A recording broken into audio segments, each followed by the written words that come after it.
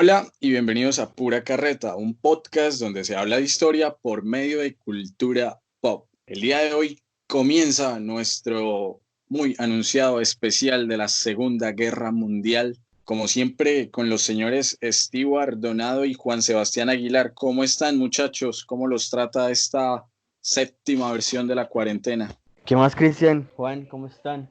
Pues ya van más de 100 días en toda esta cosa y como que al parecer ya la gente sí se lo está creyendo, ¿no? Ya la cosa está cada vez peor, pero pues, ¿qué más se va a poder hacer? ¿Qué tal? ¿Cómo están ustedes? Yo bien, Christian Stewart. Bien, como lo dice como lo dice Stewart, a partir de el distanciamiento, pues que ya como que abruma, ¿no? Un poco al país, que ya no lo estamos creyendo, pero a la par ya queremos salir.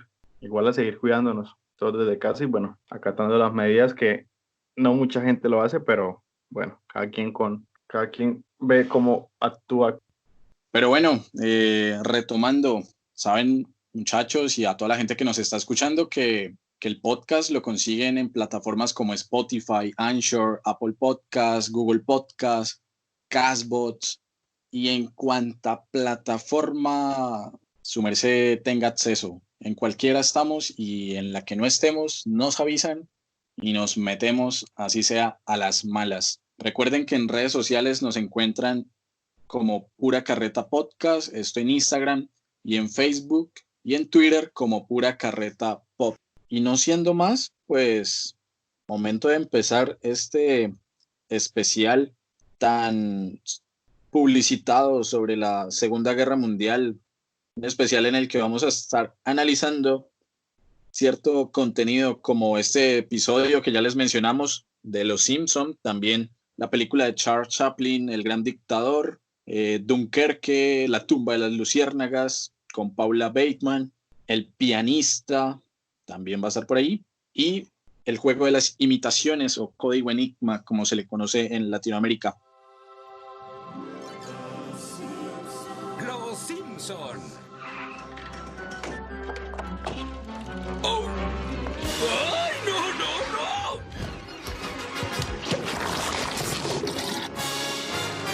Ahora veremos mi héroe, el abuelo. ¿Qué tenemos por decir? Empecemos a hablar de Mi héroe, el abuelo, este episodio de la séptima temporada de Los Simpson, episodio número 22.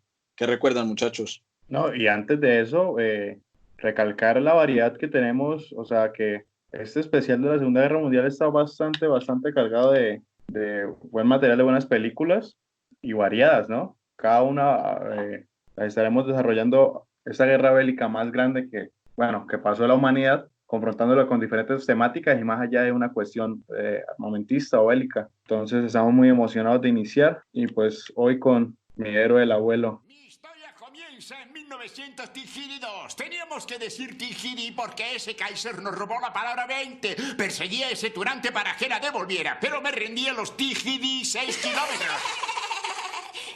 Tigiri es bastante dudoso. ¿Con qué empezar? No sé, pues yo creo que de los tres soy el más fanático de la serie y pues conozco demasiadas referencias, pero sí me gustaría empezar.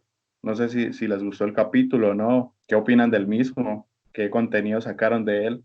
Pues en lo personal me tramó mucho, o sea, me pareció muy chistoso el episodio. Así como Juan es el más fanático de los tres de la serie, yo diría que yo soy el menos fanático.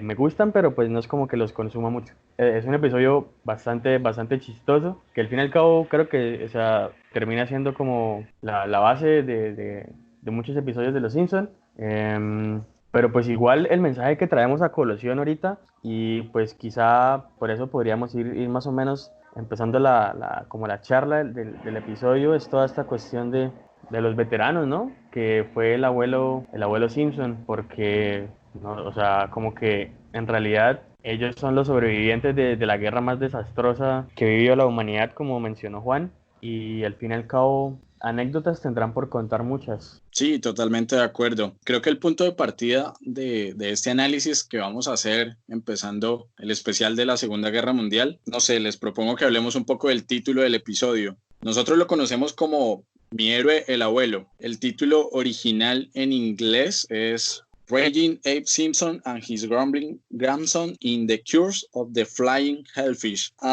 Me parece más curioso el título en España, La Madre Patria, joder, comillas, La Maldición del Pez Volador. Si ustedes escuchan estos 3 títulos, ¿qué se les viene a la mente? O sea, ¿qué esperarían de un episodio donde se hable de Mi Héroe el Abuelo, La Maldición del Pez Volador o el otro chorrero que no voy a volver a repetir en mi inglés de pacotilla?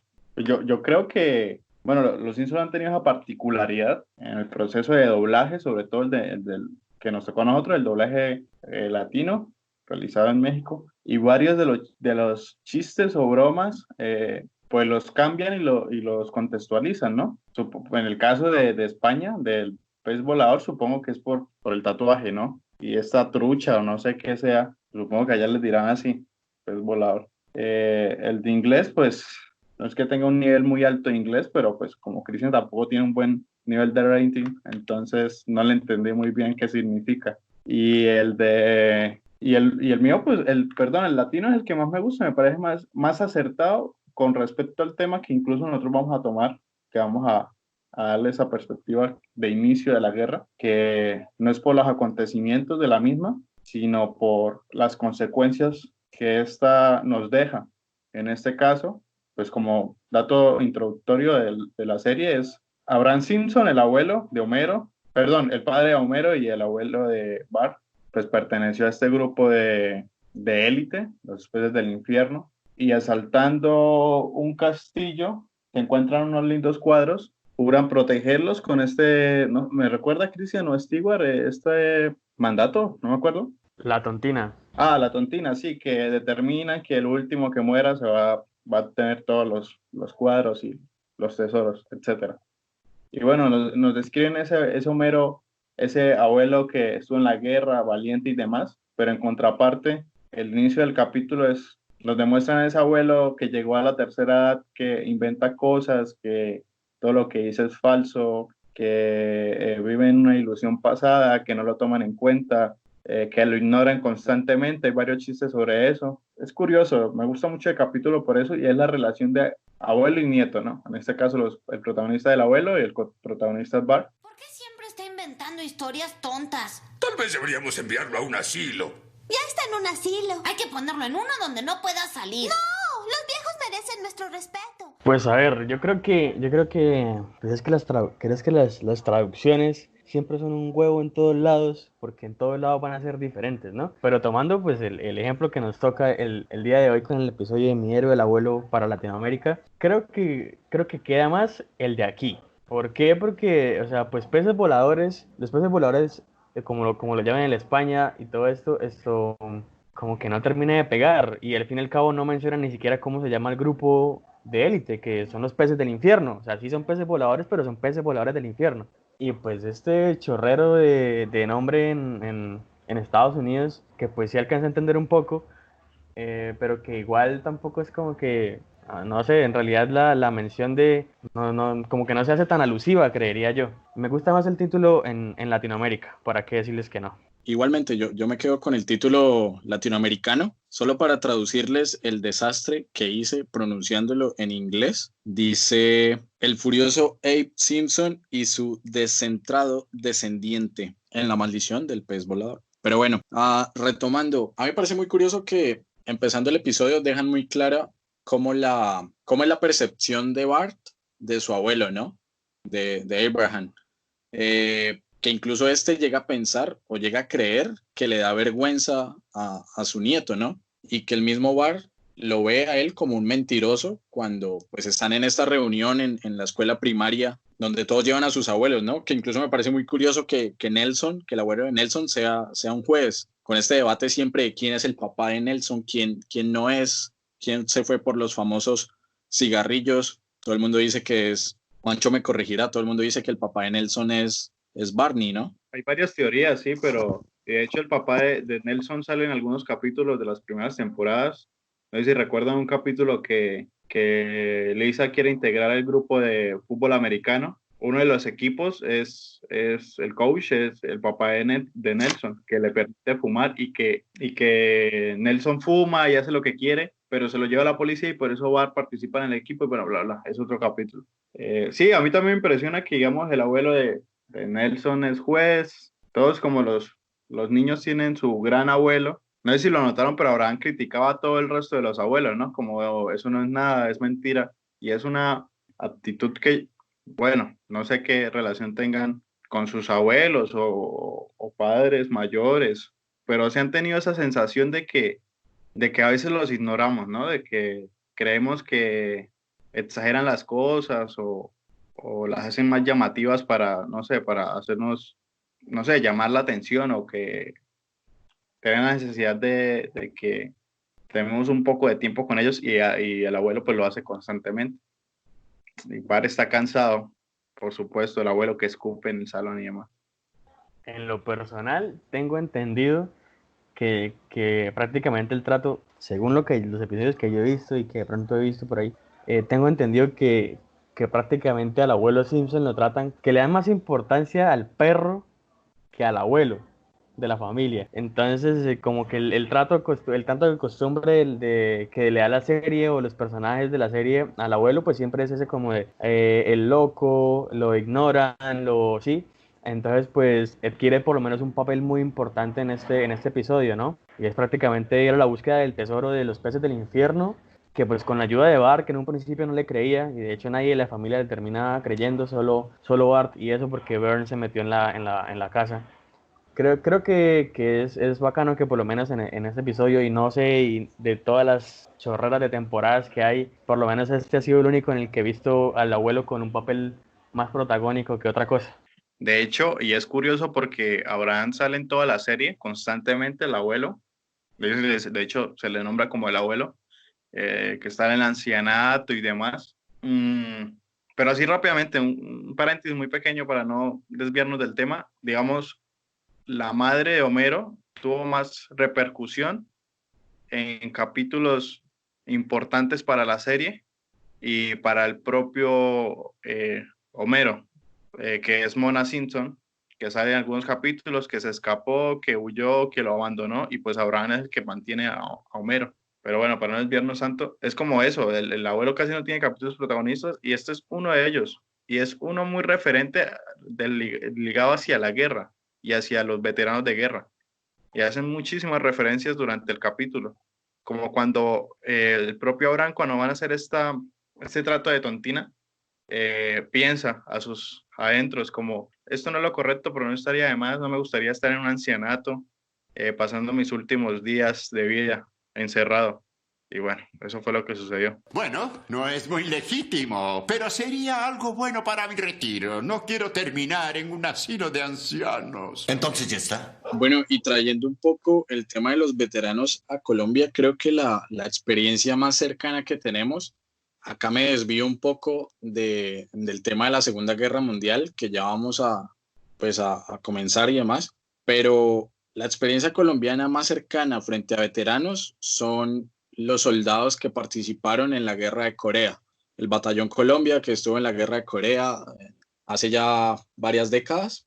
Hace unos días estaba escuchando un episodio del podcast de un periódico de ayer, producido por la no ficción, y literalmente a estas personas que por mandato del obispo Laureano Gómez los envió a la guerra, creyendo que eran liberales y que así se libraba del peligro liberal y comunista en el país. A esta gente la tenemos olvidada en el país, solamente la recordamos durante los desfiles del 20 de julio, cuando salen en estos desfiles muy pomposos, muy apologéticos, pero, o sea, para que nos demos cuenta de que si bien nosotros como Colombia no participamos en la Segunda Guerra Mundial, o aparentemente no participamos directamente en la guerra, sí hay por ahí unas escaramuzas en el Atlántico, pues nosotros sí tenemos veteranos de guerra, ¿no? Y de una guerra internacional como lo fue la guerra de Corea, pero también de todo el conflicto armado que se ha dado en el país y demás. Entonces es una cuestión que no está tan lejana, pero bueno, siguiendo de nuevo con la línea del capítulo, el abuelo se entera de que uno de los integrantes de los peces del infierno murió, ¿no? Que Asa Fels murió y solo queda el señor Burns y pues él mismo. Luego de eso se encuentran en el cementerio y es allí cuando cuando el señor Burns le entra como este afán de quedarse con el premio, con el botín que mencionaba Juan, las pinturas de, si no estoy mal, que son de Botticelli. Es un mito por ahí que hay en la historia de toda esta Segunda Guerra Mundial. Van 7. En cuanto estés en tu ataúd y aglomerado, seré el único que quede y el tesoro será mío. ¡Será sobre mi cadáver! Pero si es exactamente lo que... Simpson, no puedes pasar 5 segundos sin humillarte solo. ¿Cuánto duré? A mí me parece curioso que lleguen a mostrar cómo en el pasado, como durante la Segunda Guerra, el señor Burns, que en la actualidad, comillas en la actualidad, ostenta un gran poder, siendo el dueño de la planta nuclear, pues sea un subordinado del abuelo, ¿no? Una escena en particular que recuerdo mucho es cuando este está a punto de matar a Hitler. No sé si la recuerdan, muchachos. Que está a punto de, siendo francotirador, de dispararle a Hitler. Y el señor Burns, por estar jugando, ¿qué era? Tenis. Bueno, le hace errar el tiro y demás. ¿Qué podemos hablar de esta parte del episodio? De cuando muestran la guerra, muestran al abuelo en las Ardenas. Yo creo que lo que se podría decir ahí es que primero como que, bueno, me parece como importante mencionar otra vez ese punto de nuestros veteranos de guerra. En lo personal tengo como una posición un poco más, o una visión algo más negativa de lo que pueden simbolizar esa gente. Al fin y al cabo, pues también son víctimas del sistema de guerra. Y pues con respecto a esa escena particular que menciona Christian, no sé si es que Burns siempre tiene que ser como, pues, es como todo antipático siempre, ¿no? Al fin y al cabo termina siendo como uno de los villanos de la serie, y que no haya dejado matar a Hitler, pues a ver, era la oportunidad perfecta para que se acabara la guerra. Obviamente hablando de la serie, ¿no? Y de la ficción que representaba eso, porque no iba a ser tan fácil como que Hitler le estuviera acomodando los gorros a sus soldados. Sí, por mi parte yo creo que es un elemento muy, muy acertado que hace la serie en demostrar que esa dualidad, o sea, esa rivalidad que, digamos, tenía de mandato antes en la guerra, el abuelo, era un rango mayor, le salvó varias veces la vida, y Burns demostrado como un soldado raso, incompetente, perezoso, que no tenía valor alguno para la milicia. Y pues en este caso el abuelo, todo lo contrario, ¿no? Valeroso, cumpliendo sus objetivos, incluso a punto de, como lo dicen ustedes, a punto de matar a Hitler, pero fracasó gracias a Burns. Y cómo nos muestran la serie que a pesar del tiempo, cómo le paga el tiempo, ese tiempo de servicio, sí, cómo le paga el Estado o las instituciones a estos sujetos que quedan prácticamente aferrados a un pasado. En este caso, el abuelo, pues en un ancianato, sin visitas, dudoso de sí mismo, que de hecho empieza a actuar gracias a Bart, porque él le cree y lo estimula de alguna manera, como si iba a dejar de un debilucho de Burns, que cómo iba a dejar los cuadros y demás. Entonces, es como, no sé si lo hicieron con el objetivo, pero da como más impacto, ¿no? De que el perezoso y demás, pues es multimillonario en la serie, y el que dio todo, el que fue el más valiente, el que hizo lo correcto, pues se quedó, sí, como fracasado en el pasado, solo, sin visitas, y que nadie le crea, que es lo peor, yo creo que es lo peor, que es una persona invisible en el presente y que viva solo de lo que hizo. Tengo que esconderme por un tiempo. Deben andar tras de mí. Cielos, está más agitado que de costumbre. Mejor dejen que se quede. ¿Y dónde lo instalamos? Con Bart. ¿Con Bart? Claro. Con el perro. Bueno, muchachos, pero entrando ya de lleno a lo que es la Segunda Guerra Mundial, tenemos que hacer un ejercicio bastante importante, y es hablar de los antecedentes, de cómo llegamos a una fecha muy famosa dentro de la historiografía mundial, como lo es el 1 de septiembre de 1939, fecha en la que oficialmente inicia la Segunda Guerra Mundial. Para eso, bueno, nos trasladamos al periodo de entreguerras, entre la Primera y la Segunda Guerra Mundial, la década de los 20 y parte de la década de los 30 del siglo XX. Una de las consecuencias más grandes de la Primera Guerra Mundial Una guerra que fue, como ustedes sabrán, una guerra de mucho desgaste, de trincheras, que se le ha denominado así, una guerra de trincheras entre alemanes, austrohúngaros, entre el Imperio Otomano, contra Francia, Inglaterra, Rusia y en algún momento los Estados Unidos. Pues bueno, podría decirse que esta guerra no tuvo un claro vencedor, ¿no? Hubo como un empate técnico, porque en ningún momento hubo una victoria militar clara de uno sobre otro, o bueno, sobre los alemanes, que al fin y al cabo son, comillas, los perdedores de esta guerra. Y una derrota que se ve reflejada no tanto en el terreno militar, como les estoy comentando, sino en el escritorio. Hablamos de un documento muy famoso del Tratado de Versalles, en el que Francia, luego de todos los, pues el impacto de esta Primera Guerra Mundial, de alguna u otra forma se venga o ejerce una venganza muy fuerte sobre Alemania por toda la destrucción que causó en su territorio. A Alemania se le acumularon todas las desgracias y todas las deudas, no solamente económicas, sino sociales, de lo que fue la destrucción de Europa en este inicio del siglo XX. Una descripción que me parece queda muy clara en un texto muy famoso de la historiografía mundial. Ustedes lo conocerán, muchachos, y a quienes no, bueno, una trilogía de libros bastante importante de Eric Hobsbawm, pero en este caso nos remitimos al texto de la era de los imperios, y es que luego de la Primera Guerra Mundial, la mayoría de imperios, el austrohúngaro, el otomano, caen, ¿no? Están como en decadencia y empiezan a surgir unas repúblicas muy, muy endebles, muy aún en construcción y no tan fuertes como lo son hoy en día.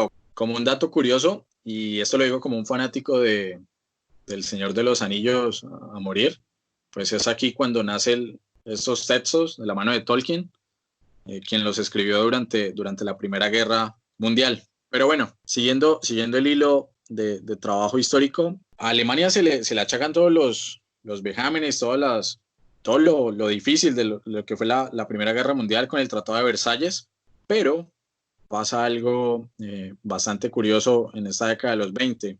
Se da la crisis, ustedes la recordarán, la crisis económica del 29, la Gran Depresión en Estados Unidos, un periodo de malestar general, de incertidumbre, con una Europa que había quedado destruida, literalmente en ruinas. Bueno, y con Estados Unidos también, digamos, preocupado por esa burbuja económica inflacionaria que se había creado y estalló de una forma supremamente complicada, ¿no?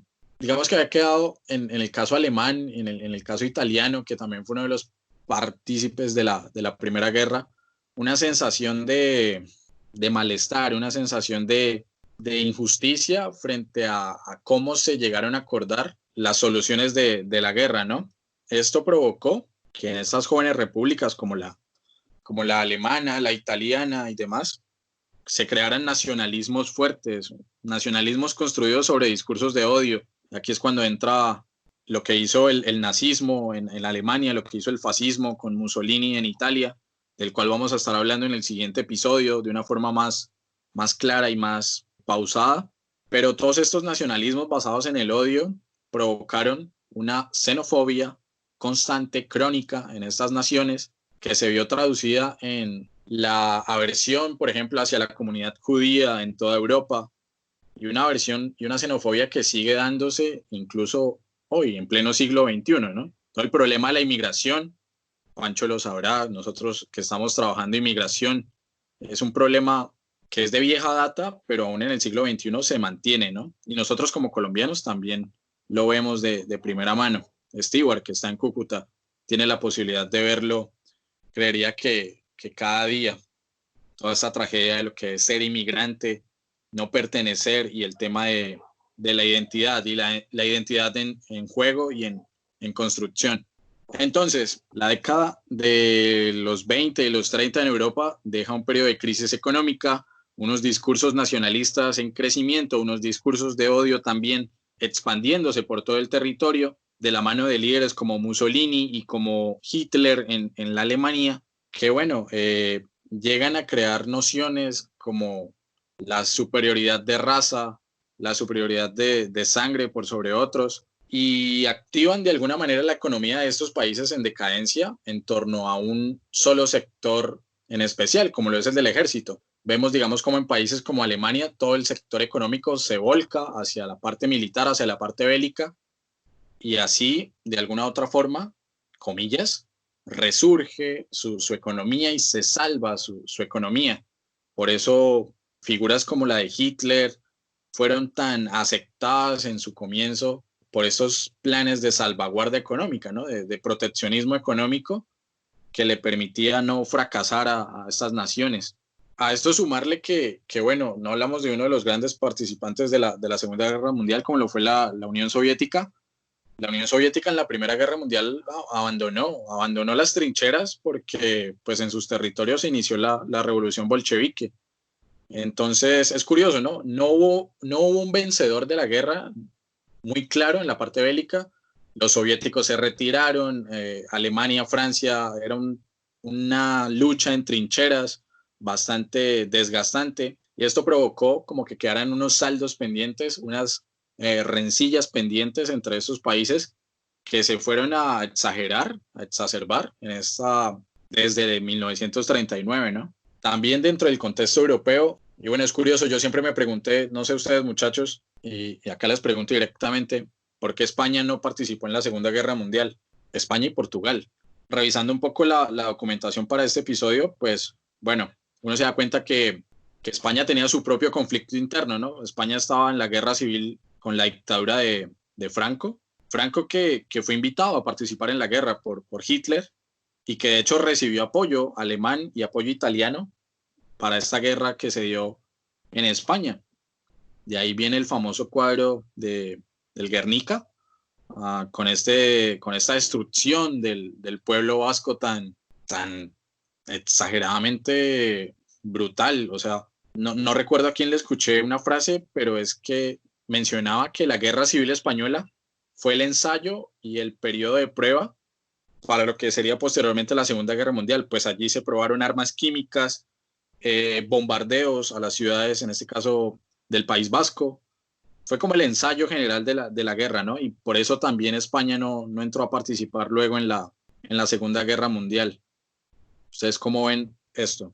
Yo creo que fue por esa misma razón, de que España estaba con su propio conflicto, y cuando estalló o inició, pero bueno, estamos hablando antes del inicio, ya no contaba ya estaba sometida prácticamente con Franco, con unas cuestiones ideológicas apoyadas, digamos, desde la Alemania nazi y obviamente el fascismo en Italia, pero no tenían pie de apoyo para entrar económico. Y tenía una observación que Cristian me pareció muy correcta, y fue esa inyección que tuvo Alemania económica a su cuestión bélica, sabiendo que pues ya habían hecho un tratado de no inversión a las armas, a los tanques, vehículos pesados, tanques, artillería aérea, tanto submarina igual. Estaban todas las naciones en teoría calmadas, no inversión, y Alemania, más allá de una ideología política, que obviamente esa es la que hace que todo se mueva, todos los engranajes se muevan, Alemania quería recuperar esos territorios perdidos, ¿no? Y estaba en esa escasez de periodo de escasez que le había dejado la Primera Guerra, las deudas no daban abasto, y por eso mismo el alemán de a pie apoyaba este ideal de Hitler con toda su ideología. Si bien o no lo apoyaban, era retribuir, resaltar el alemán y recuperar todas esas tierras que habían perdido. Yo creo que no hay duda en que Alemania quedó dolida por la Primera Guerra Mundial. Su espíritu nacional, que pues creo yo que desde incluso un tiempo antes, se venía exaltando, venía creciendo marcadamente en Europa, con lo que fue ese surgimiento de las naciones europeas. Como mencionaba Cristian, empezaban a caer los imperios y empezaban a surgir las naciones y los países como estructuras formales. Ese nacionalismo que se vio en Alemania los dejó dolidos de esa Primera Guerra Mundial, y es que quedaron prácticamente, pues no sé si en ceros, pero en algo muy parecido, sí, o sea, quedaron muy mal parados con respecto a ese poderío que pudieron haber mostrado antes de la Primera Guerra Mundial. Y pues a ver, en lo personal creo que nada, o sea, que nada sucede por casualidad o por azar, porque digamos como que tiene todo el sentido del mundo, partiendo de este comentario que hago de que Alemania quedó dolida y que hemos hecho como la alusión, ustedes también, que han hecho la alusión, y es que tiene todo el sentido del mundo que el apoyo a Hitler se diera de una manera tan marcada. ¿Por qué? Pues que Hitler al fin y al cabo lo que usaba para controlar a las masas era un discurso populista o sea, populista y nacionalista. ¿Por qué? Bueno, por lo menos lo siento yo, porque es que el sentimiento, ese sentimiento de duelo, lo sintieron desde las clases bajas, quienes fueron al fin y al cabo los que empezaron con el apoyo al Partido Nacional Obrero, que fue el que se terminó convirtiendo en el Partido Nazi. El Partido Nacional Obrero, el que fue el cual empezó militando Hitler, ¿no? Entonces, desde hacía ya incluso de unas 2 décadas antes del 39, que fue cuando estalló todo, se venía construyendo como una maraña en Europa, terminaría desembocando en esa Segunda Guerra Mundial. Con el ascenso de la Alemania nazi se vienen produciendo prácticamente desde el 24, cuando se crea el Partido Obrero y Hitler empieza de a poco a escalar en ese discurso y en esa perspectiva de que lo vieran a él como el líder que iba a devolverle a Alemania esa grandeza que tuvo. Ahora, retomo la pregunta de Cristian y pues con respecto a la participación de España y de Portugal, hace poco en una clase estábamos viendo precisamente este tema, ¿no? La Segunda Guerra Mundial y todo lo que había desembocado, el fascismo que había simbolizado y todo esto. Y como que en la clase llegamos a la conclusión, y pues esto lo tomo como aporte para el podcast porque me parece importante para el episodio, y es que hay territorios que de alguna u otra manera, a ver, supuestamente eran neutrales y que terminaron siendo neutrales por simplemente no participar en la Segunda Guerra Mundial. O sea, digo no participar, no es diciendo que no apoyaban el discurso. Por ejemplo, España con el fascismo de Franco, pues obviamente apoyaba el lado de Hitler y de Mussolini, ¿no? Entonces, pienso también que se debió a que prácticamente fue una guerra de países que sí tenían el potencial o de territorios que sí tenían el potencial económico para generar la guerra. De otra manera, no hubiera sido de otra forma, porque sin la inyección económica que se empezó a ver, no habrías tenido la misma escala, por lo menos así lo veo yo. Ahorita Juan mencionaba a Polonia. Voy a rescatar una frase de nuestra querida Diana Uribe, del Buenas.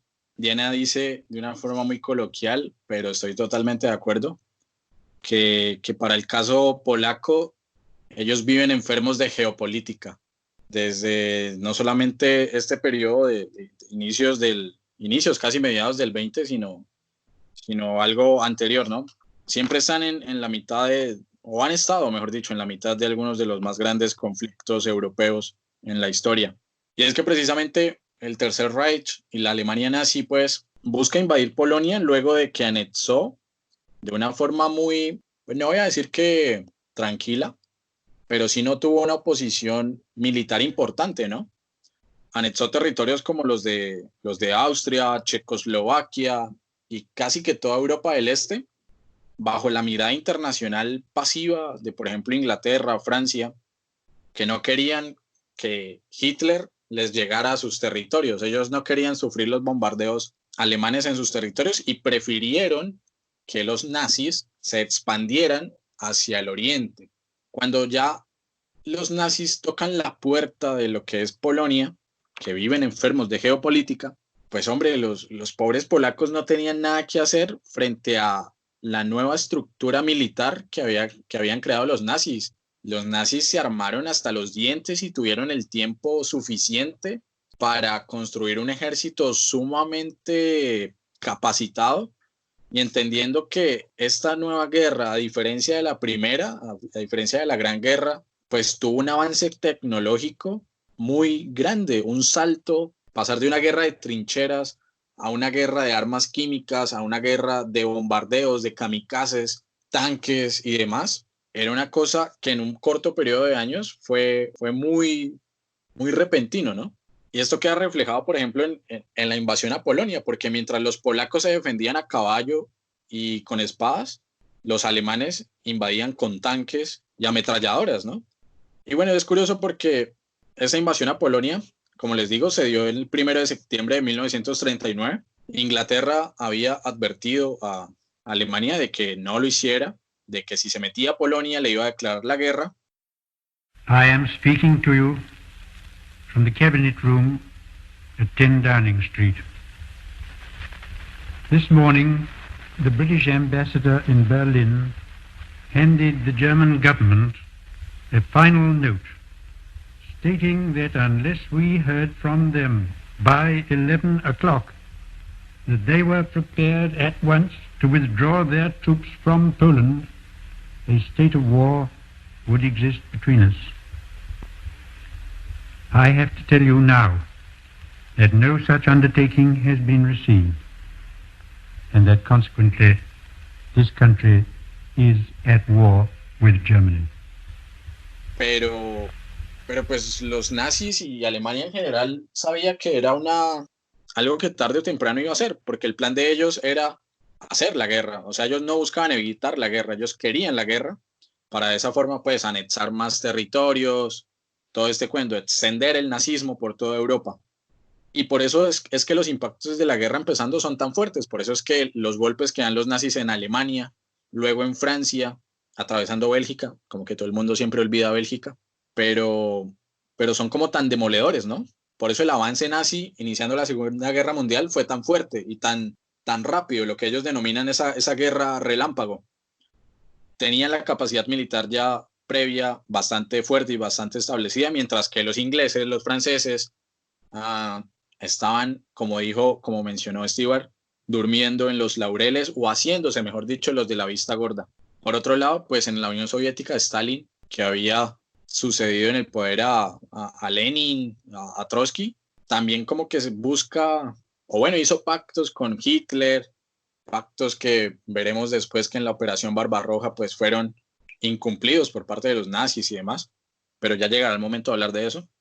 El asunto es que ese 1 de septiembre de 1939 a las 11 de la mañana, los nazis entran a Polonia, se toman Polonia e Inglaterra le declara la guerra a Alemania. A ver quién reconstruye tu cerebro, Hitler.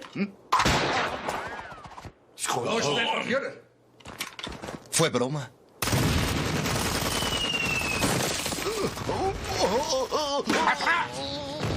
Así inicia la Segunda Guerra Mundial, con unos nazis, con una Alemania nazi, con una Italia fascista de Mussolini bastante consolidada en el plano europeo, con una Inglaterra, con una Francia, una Unión Soviética muy ensimismada, como en sus propios problemas y en el resurgimiento de sus economías, luego del estancamiento que dejó ese periodo de entreguerras, con unos Estados Unidos totalmente depresivos y suicidándose en el Empire State por la crisis del 29, una España con los mayores actos de odio y de crímenes por doquier, con Franco a la cabeza.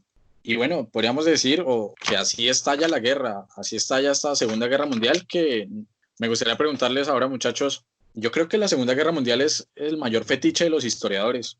Por lo menos cuando yo entré a estudiar historia, sabía que era uno de los eventos históricos que quería estudiar más. Yo creo que es por todo, o sea, estoy de acuerdo por la magnitud de los acontecimientos, también por el periodo en sí, de las fechas, que fue un periodo bélico solo de 6 años, que obviamente tiene los acontecimientos antes y sus consecuencias después, pero como en 6 años el mundo cambia de tantas maneras, ¿no?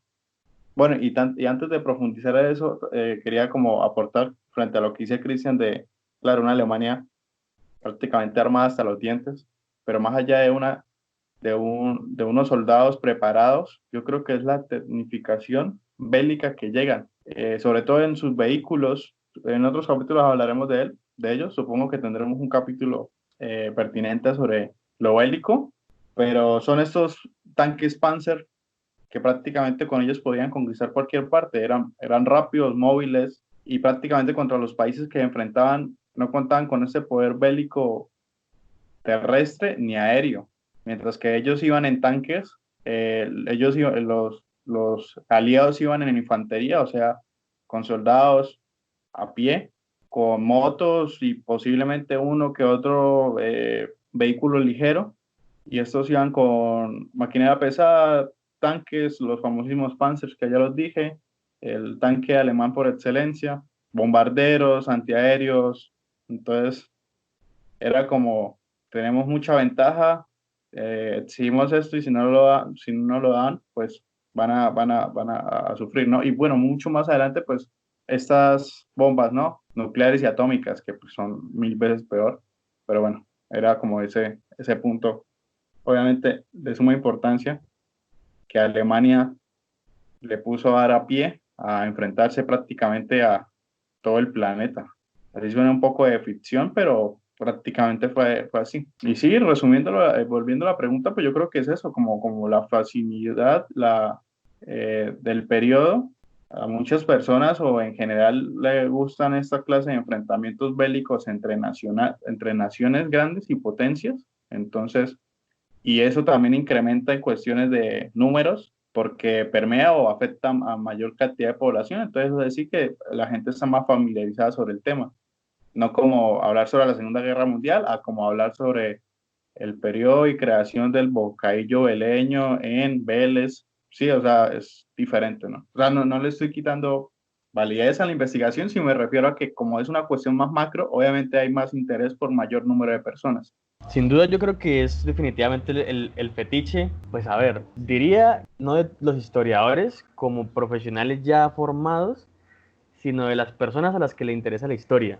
¿Por qué? Y bueno, admito, al igual que Cristian, que el estudiar la Segunda Guerra Mundial, pues no digo que fue mi motivo directo para por lo menos estudiar esta carrera, pero pues sí fue una motivación importante, sí fue con un interés importante el descubrir este tipo de acontecimientos mundiales, ¿no?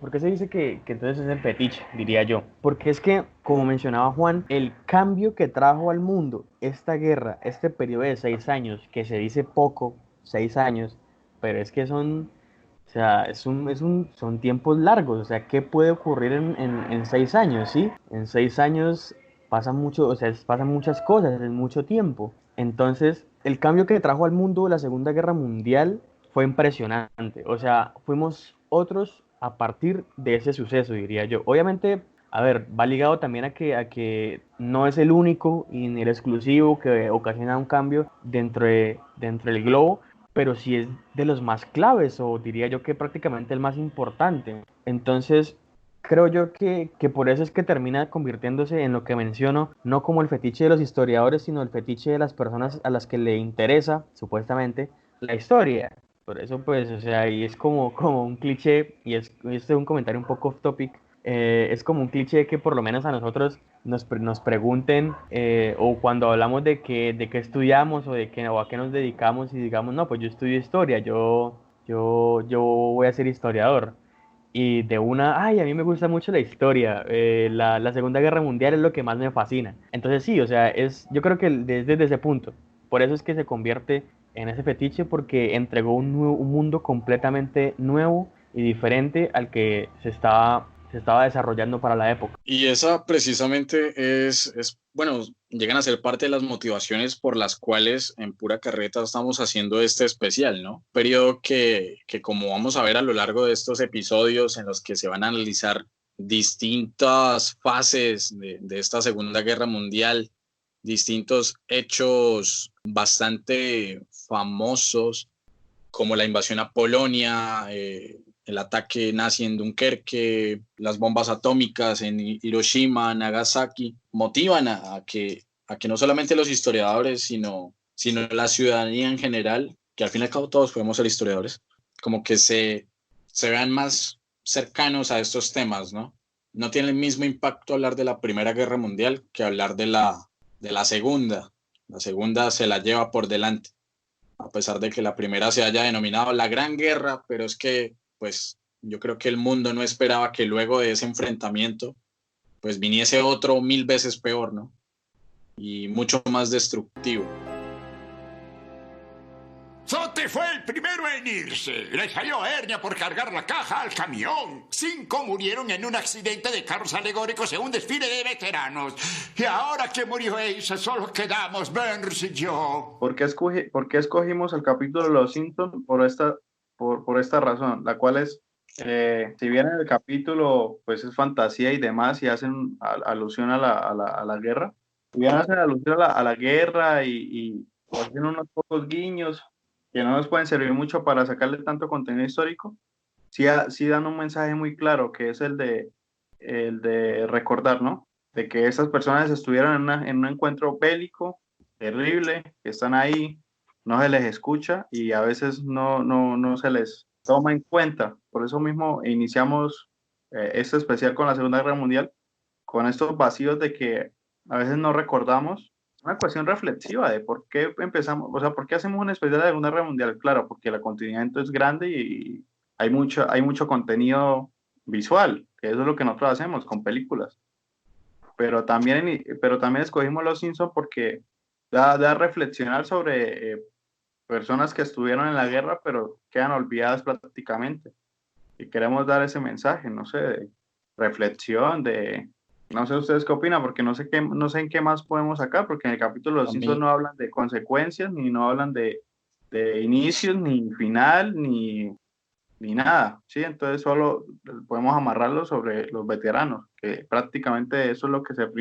A mí se me acaba de ocurrir, estoy tratando como de darle forma al comentario que lanzó Juan, y es que si nos ponemos a mirar todas las películas que estamos trayendo a este especial, lo que es Dunkerque, lo que es Luciérnagas, lo que es El pianista, el Código Enigma y en este caso el episodio de Los Simpson, habla sí de la guerra, pero sus protagonistas no son los principales, ¿sí?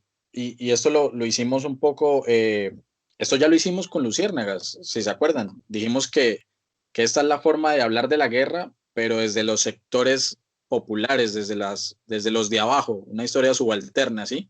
Sí. En este caso con Los Simpsons sería, listo, desde los veteranos. En Dunkerque, con el soldado raso que estaba ya mamando los bombardeos en las costas de Francia, esperando ser rescatados, que con el pianista hablamos de la comunidad judía, que fue una de las más grandes perjudicadas durante la guerra, que sigue siendo sectores subalternos. Con Luciérnagas ya lo hicimos, que eran en este caso los japoneses de a pie, que sufrían la guerra. Y niños. Y los niños, exactamente. Entonces me parece que el comentario podría girar en esa dirección, como que la preocupación de nosotros como podcast de hablar de la Segunda Guerra Mundial no va a ser el seguir hablando de una historia apologética hacia los grandes eventos de la guerra. No vamos a estar hablando de la toma de Berlín por parte del Ejército Rojo, no vamos a estar hablando específicamente de la caída de pues no fue la caída, de los lanzamientos de las bombas nucleares en Hiroshima y Nagasaki o de la batalla de Stalingrado, sino que vamos a hablar de cómo la guerra afectó a estas pequeñas, bueno, comillas pequeñas, que nosotros mismos como historiadores nos hemos encargado de minimizar a estos grupos, a los niños, a los veteranos, a los judíos, a los soldados rasos y demás, y cómo sus voces, en este caso desde el cine, desde el séptimo arte, desde la cultura pop, pues también se han podido rescatar y nosotros queremos analizarlas acá en el podcast, ¿no? Y debería volverse costumbre acá en el podcast, o sea, que la gente que nos está escuchando en estos momentos sepa que la mayor atención que nosotros le prestamos a sea el contenido que sea que estamos analizando, siempre va a tener un particular énfasis en los sectores subalternos, porque hacer podcast es otra forma de escribir o de reinterpretar la historia, que es lo que nosotros estamos haciendo. Y si nosotros podemos seguir dando ese aporte de hablar de la gente que no tiene voz o que no tuvo voz en esos acontecimientos, en estos procesos históricos, en el de la Segunda Guerra Mundial, que es tan conocido, que como les hemos mencionado, prácticamente es un fetiche de los historiadores.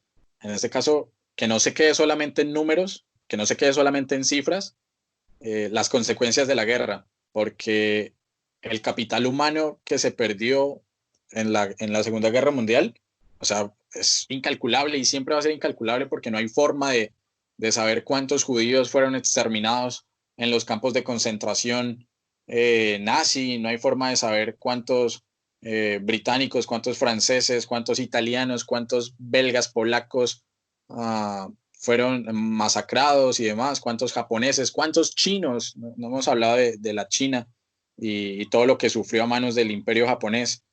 No son solamente números, son bueno, los que sobrevivieron cargan una experiencia y cargan un cúmulo de vivencias y de anécdotas que los hacen historia andante, o sea, literalmente son historia, es la historia con pies o en silla de ruedas o con muletas que aún vive entre nosotros y a la cual tenemos que prestarle más atención.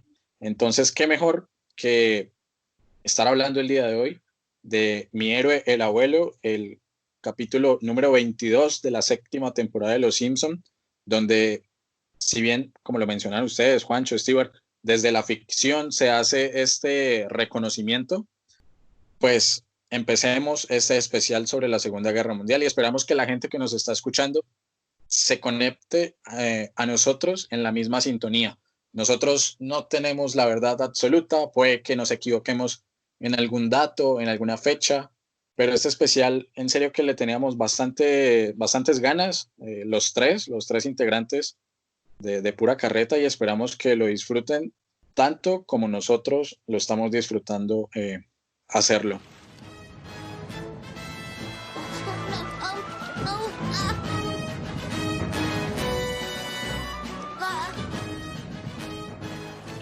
Para finalizar, como es costumbre, durante todo lo que llevamos en Pura Carreta Podcast, solemos calificar estas películas, estas series, nuestra calificación universitaria, que les recordamos va de 0 a 5, en este caso particular con historiadores afines a la Segunda Guerra Mundial. Señor Stewart, ¿cuántos Anthony Beevor le da su merced a este episodio de Los Simpson? Yo le doy un 4-5, básicamente porque me entretuvo y porque es la apertura hacia nuestro especial. Pues en serio, es que el objetivo termina siendo ese, pero entonces yo le doy 4-5 por eso, porque me gustó y porque es lo que nos da pie para empezar con todo este proyecto tan especial de traerles a ustedes la Segunda Guerra Mundial.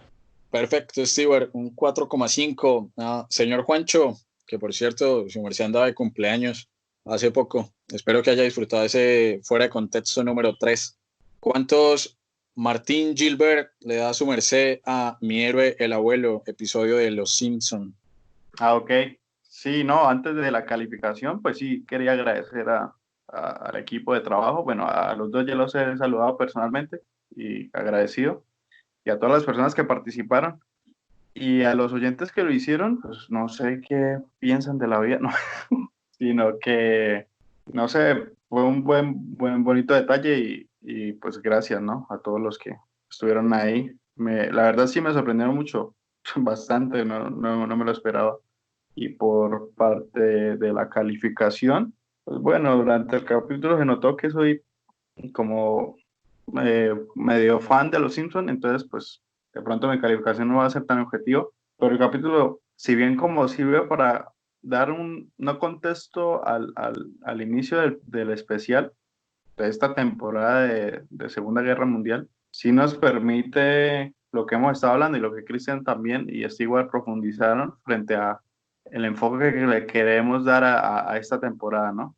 Entonces va a tener una buena calificación, los chistes estuvieron buenos, ya en cuestión de que muestra el capítulo, son graciosos, la historia es buena, participan personajes que siempre están como olvidados, en este caso el abuelo, la historia es atrapante. Yo le pongo un 4-8, no, 4-8 para mí, está bien. Bueno, muchachos, y para finalizar, Stewart con un 4.5, Juancho, el cumpleañero, con un 4,8.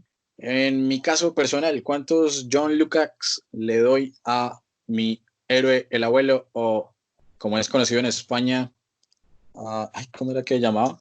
La maldición del pez volador, de los peces voladores. Bueno, yo diría que un 4 cerrado, porque, ok, lo que mencionaban, sí, son Los Simpson, era la mejor época de Los Simpson, plena temporada 7, no la desastrosa las últimas desastrosas temporadas que están en emisión. Ahora aún más con la compra de Disney y todo este asunto. Creo que la temporada 7 hace parte de la época dorada de Los Simpson. Un episodio que tiene sus tintes de comedia, sí, evidentemente, pero no deja de manejar unas temáticas bastante serias, ¿no? No solamente para la comunidad estadounidense, a la cual está dirigida como en su mayoría el programa, sino al público que consume a esta gente de piel amarilla, pues bastante asiduos. Tiene sus elementos de ficción, o sea, la calificación no va a girar en torno a cuán verídicos son los acontecimientos o si cumple con esto o no, si existieron los peces del infierno o no, si las pinturas de Botticelli están perdidas o no. Pero a modo reflexivo y como mencionaron ustedes, introductorio a este especial, me parece que es muy valioso. Es muy valioso hablar de veteranos, es muy valioso hablar de su aporte a las distintas guerras, no solamente a la Segunda Guerra Mundial, y por eso le doy un 4 cerrados. Para una calificación general del equipo de Pura Carreta de 4,4. 4,4 Martín Gilbert, Anthony Beevor y John Lukács para Mi Héroe el Abuelo. Una buena calificación, un buen episodio, una buena introducción a lo que es este especial de la Segunda Guerra Mundial que esperamos hayan disfrutado, tanto como nosotros disfrutamos justo en estos momentos hacerlo. ¿Qué nos queda, muchachos? Ya nos vamos, se nos acabó el tiempo. Yo creo que dejamos la puerta abierta para el especial, que estén preparados para las sorpresas, porque más allá de esos capítulos van a ser muy dinámicos, vamos a tener invitados especiales, entonces que estén atentos a las redes sociales y que disfruten este especial, porque va a tener enfoques muy particulares a la que le vamos a tomar a esta Segunda Guerra Mundial. Espero les guste. Pues nos vamos otra vez, pero no nos vamos para siempre. Obviamente no, sería muy triste. Pero pues bueno, fue un excelente episodio introductorio para todo esto que va a ser nuestro especial de la Segunda Guerra Mundial. Esperamos que les haya gustado. Y pues sí, nos vamos y nos veremos en otro episodio. Ojalá les guste el que viene. Y pues bueno, sin antes mencionarles, claro está que el siguiente episodio será un episodio bastante especial como todos, donde hablaremos un poco del Gran Dictador de Charlie Chaplin, una película pues bastante antigua. Entonces, para que como siempre estén en sintonía con nosotros y hablen la misma carreta que nosotros. Entonces, nos vamos. Juancho, nos fuimos. Nos fuimos. Ya, pues lo que les dije anteriormente, espero que la pasen bien, se cuidan, tapabocas, alcohol, aprovechen los días sin IVA, no vayan como ganado a su supermercado más cercano. Y ya, un abrazo, un beso y gracias por las felicitaciones de cumpleaños. Chao. Bueno, muchachos, y no siendo más, recuerden que este podcast tan querido, que siempre queremos hacerles llegar a ustedes material de calidad grabando desde la distancia. Esperamos que entiendan todas las dificultades que esto implica, por si en algún momento, que es lo más usual, se nos llegue a filtrar algún animal, algún sonido callejero en la grabación. Igual todo lo hacemos con mucho cariño para ustedes, nuestros queridos seguidores en Pura Carreta. En redes sociales nos consiguen como Pura Carreta Podcast, esto en Instagram y Facebook, y en Twitter como Pura Carreta Pod. Recomienden el podcast a la gente cercana, a sus amigos, a sus familiares, a sus abuelos, a esos veteranos que tienen en casa, a esos luchadores de 1000 batallas. Pónganos a escuchar Pura Carreta. Les agradecemos que nos ayuden a crecer, que nos ayuden a difundir, a compartirnos en redes sociales. Si tienen alguna queja, si creen que lo hacemos mal, todo eso es bienvenido. También nos aguantamos madrazos e hijueputazos. Aquí todo, como les digo, es bienvenido. Y no siendo más, como dice el padrecito Diego Jaramillo, Dios mío, en tus manos colocamos este primer episodio de la Segunda Guerra Mundial que ya pasó y el próximo del Gran Dictador que ya viene. Vemos. No me aguanto los putazos. Oh, quisiera abrazarte, pero sé que te avergonzarías. No me avergüenza. Que sepan que quiero a mi abuelo. ¡Hey, chicos! ¡Para eso hay hoteles!